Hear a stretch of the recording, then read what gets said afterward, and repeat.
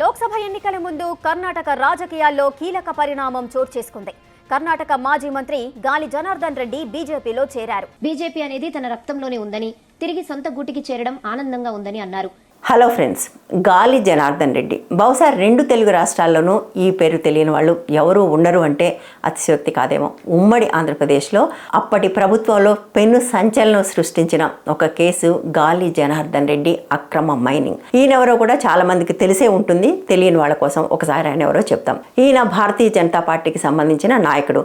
ఆయన అక్రమ మైనింగ్ కేసులో దొరికిపోయే నాటికి కర్ణాటకలో ఉన్న భారతీయ జనతా పార్టీ ప్రభుత్వంలో మంత్రిగా కూడా పనిచేస్తున్నాడు. ఈయన అసలు 1999 దాకా ఎవరికీ తెలీదు. 1999లో బీజేపీ నాయకురాలు సుష్మా స్వరాజ్ కాంగ్రెస్ నాయకురాలు సోనియా గాంధీ మీద బళ్ళారిలో కంటెస్ట్ చేసింది. అప్పట్లో అది చాలా హీట్ కూడా జనరేట్ చేసింది. బళ్ళారికి చెందిన గాలి జనార్దన్ రెడ్డి సుష్మా స్వరాజ్ కోసం పనిచేసి ఆమె దృష్టిలో పడ్డాడు. ఆ ఎన్నికలో ఆమె ఓడిపోయినప్పటికీ కూడా ఆయన ఆమెకి మానసపుత్రుడిగా మారిపోయాడు. ఆ మాట అనేకసార్లు ఆమె చెప్పుకుంది కూడా.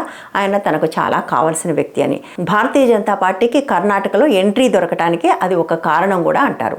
అయితే అంతకంటే పెద్ద విషయం మరొకటి ఉంది. 2008లో ఆపరేషన్ లోటస్ అనే ఒక పథకాన్ని రచించి అమలు చేసి భారతీయ జనతా పార్టీని దొడ్డిదారిలో కర్ణాటకలో అధికారంలోకి వచ్చేలాగా చేయగలిగాడు.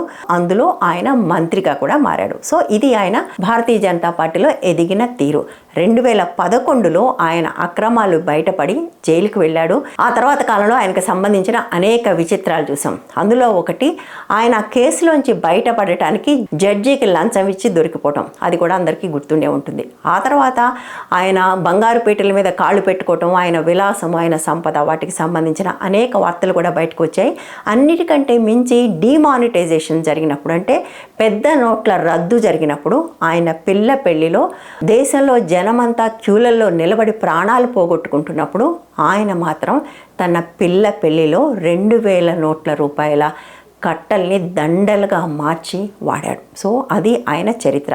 ఇంకా ఆసక్తికరమైన విషయం ఏంటంటే, అంత పెద్ద కేసులో పట్టుబడి అవినీతి చక్రవర్తిగా పేరు పొందినప్పటికీ కూడా ఆయన్ని భారతీయ జనతా పార్టీ తన పార్టీలోంచి తీసేయలేదు. ఆయనే 2022 దాకా ఉండి తనకు సరైన ప్రాముఖ్యత పార్టీలో దొరకటం లేదని భావించి బయటకు వచ్చి కొత్త పార్టీ పెట్టాడు. ఆ పార్టీ పేరు కళ్యాణ రాజ్య ప్రగతి పక్ష. 2022లో ఆయన ఈ పార్టీ పెట్టాడు. ఆ తర్వాత 2023లో కర్ణాటక అసెంబ్లీలో జరిగిన ఎలక్షన్స్లో ఈ పార్టీ వల్లనే బళ్ళారి ప్రాంతంలో భారతీయ జనతా పార్టీ ఓడిపోయిందనే ఒక విశ్లేషణ కూడా వచ్చింది. ఈ నేపథ్యంలో అవినీతి చక్రవర్తి అయిన గాలి జనార్దన్ రెడ్డి తిరిగి భారతీయ జనతా పార్టీలో చేరారు. ఇది ఆయన అడిగితే చేరలేదు. ఆయన కేవలం బయట నుంచి మద్దతు మాత్రమే ఇస్తాను అని చెప్తే కేంద్ర హోంమంత్రి అమిత్ షా, లేదు నువ్వు పార్టీలోనే ఉండాలి, నీ సేవలు పార్టీ లోపలే చాలా అవసరం అని నచ్చ చెప్పి మరి ఆయన్ని పార్టీలోకి తీసుకున్నట్ట. ఇది అవినీతి రహిత భారత్ను నిర్మిస్తామని వచ్చిన భారతీయ జనతా పార్టీ కథ. కాంగ్రెస్ని స్కామ్గ్రెస్ అంటూ అవహేళన చేస్తూ 70 ఏళ్లుగా దేశంలో నిర్మించిన ప్రతి ప్రభుత్వ సంస్థని అమ్మేస్తూ మరొక వైపు 1,00,000 కోట్లకు పైగా అప్పు చేసి ఉన్న సంపదంతా అదానీలకి అంబానీలకి కట్టబెట్టి విపరీతమైన అవినీతికి పాల్పడుతూ, ఆ మాట నేను చెప్పాల్సిన పని లేదు, ఎలక్టోరల్ బాండ్సే నిరూపించాయి ప్రతి సంస్థని బెదిరించి ఎట్లా డబ్బులు లాక్కున్నారు. ఇది భారతీయ జనతా పార్టీ అవినీతి రహిత భారత్. వీళ్ళు అవినీతి గురించి మాట్లాడటం అంటే దయ్యాలు వేదాలు వల్లించడం లాంటిది. అయితే వాళ్ళకు కూడా తెలుసు అవినీతి అసలు ఇష్యూనే కాదు. మతం పేరుతో మనుషులు రెచ్చగొట్టడం, ఒక గుడి కట్టేసి దానికి రైళ్ళు వేసేస్తే మనుషులు తృప్తిగా ఉంటారు.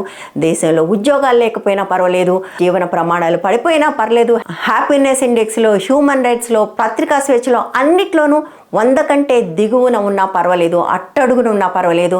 ఒకవైపు దేశం ప్రపంచంలోనే 5వ అతిపెద్ద జీడిపి అని డప్పాలు కొట్టుకుంటూ, అదే సమయంలో ఈ దేశంలో 85 కోట్ల మంది ప్రజలు పేదలుగా ఉన్నారు. వాళ్ళకి తిండి గింజలు మేమే ఇస్తున్నామని చెప్పినా పర్వాలేదు, ఏం చేసినా పర్వాలేదు, మేము మతం పేరుతో రెచ్చగొట్టి నీ పక్కనున్న వాడి మీద విద్వేషం రెచ్చగొడితే చాలు నేను గెలిచిపోవచ్చు అనుకుంటున్న పార్టీ ఇది. వాళ్ళు అవినీతి రహిత భారత్ను నిర్మించట్లేదు, మతం పేరుతో ప్రజల్ని రెచ్చగొట్టి తమ వాళ్ళు అనుకున్న వాళ్లకు దేశ సంపదనంతటిని దోచిపెట్టి వాళ్ళు ప్రపంచ కుబేర్లుగా మారితే దాన్నే భారతదేశ జీడిపిగా చూపించి చూడండి మేమెంత సంపన్న దేశం అని చెప్పుకుంటున్నారు తప్ప వీళ్లకు ప్రజల మీద ప్రేమ లేదు. గత 10 ఏళ్లలో అధిక ధరలతో అన్యాయం అయిపోయిన వాళ్ళు, నిరుద్యోగంతో బాధపడుతున్న వాళ్ళు, డిమానిటేషన్తో కుదేలైన వాళ్ళు, జిఎస్టీతో సర్వనాశనం అయిన వాళ్ళు ఒక్క మతానికి చెందిన వాళ్ళు కాదు. వాళ్ళలో అనేక మంది హిందువులు కూడా ఉన్నారు.